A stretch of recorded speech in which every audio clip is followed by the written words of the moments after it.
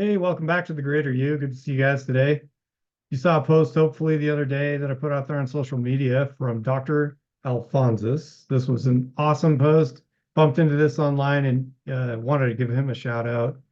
I love these five recommendations. And so I felt like we needed to do a video on this one to discuss this. So this is kind of his daily routine that he put out there and said, hey, these are the things that I've found that if I do these on the daily, my life is more fulfilling and I'm happier, right?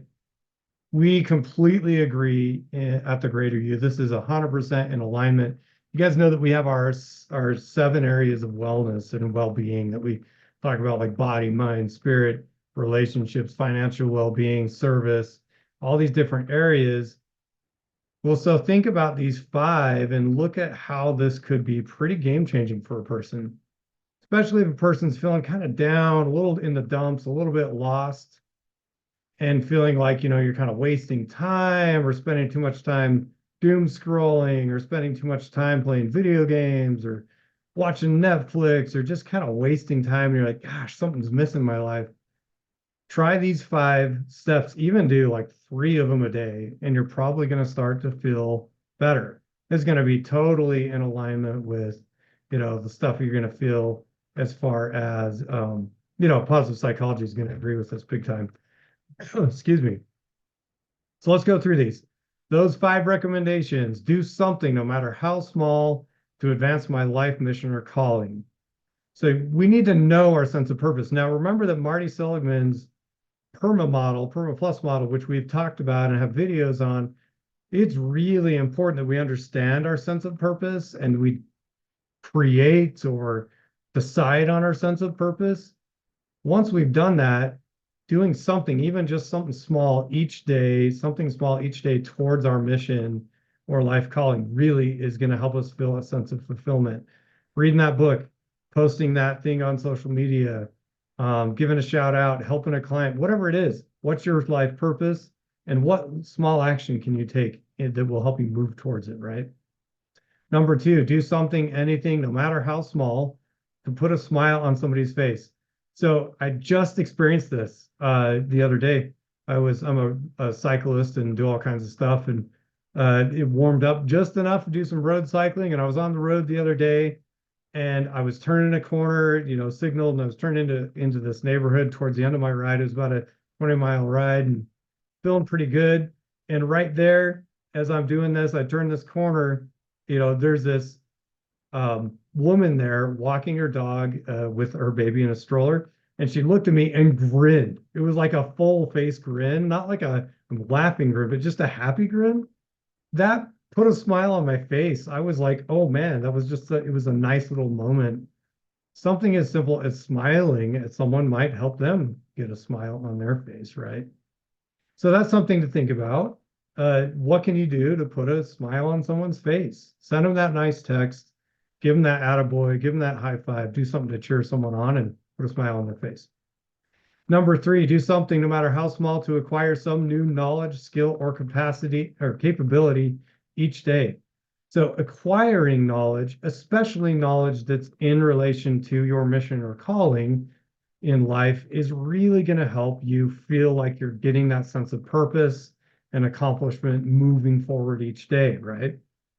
So reading a book in your profession, reading an article in your profession, reading a blog in your profession, listening to a knowledgeable podcast in your profession, which I do all of those things, that will help you acquire some new skill, knowledge, or capability within your talent, right?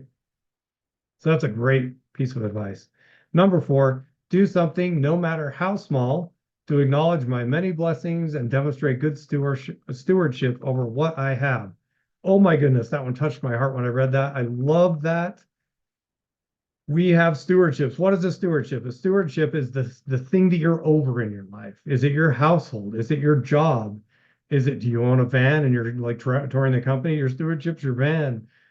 Is it your family? Is it your friends? Is it some organization that you sit on a board of? What are the things that you can do in those different stewardships, those things you oversee, to acknowledge your blessings and demonstrate a good stewardship, right? If we are a leader, what are we doing to improve our leadership in that stewardship? Not only acknowledging your blessings to have that stewardship, but then demonstrating that through being a good leader, right?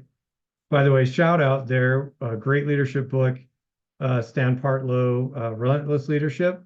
Great book. I think you should be reading his book. Stan Partlow is one of our coaches, and he has a lot to teach us in that whole demonstrating good stewardship. He is just a marvelous leader and has accomplished a lot in his leadership through his profession and his life.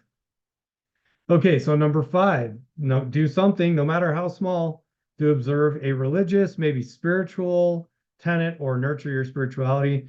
If you're a non-religious spiritual person, that could be meditation, yoga, going for a walk in the woods. If you're a religious spiritual person, going to your congregation or wherever you guys gather, doing something to nurture that spirituality every day.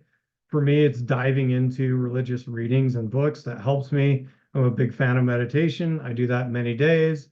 I'm a massive fan of prayer. I do that many, many times a day. Everyone's got their own thing, but it's to do something there. Remember, that's in our 7 areas of wellness. Spirituality is in dire need in the United States of America, and I would say in the world generally, that there is a need to get back to our spiritual roots, never condoning using spirituality to belittle, marginalize, or abuse others. That is not the exercise of correct spirituality. I think we put a video out on that before. But really doing something to nurture spirituality, which the core of spirituality should be love, should be worship, should be kindness, should be service, should be helping others, should be making the world a better place, right? So that's our take on spirituality and religious observance. But you've got your own journey. But I think these 5 points are worth putting some time and effort into. A big thank you to Dr. Alphonsus. I really appreciate his recommendations here. Like this video if you liked it. It was great to spend some time with you today. We'll talk to you soon. Take care.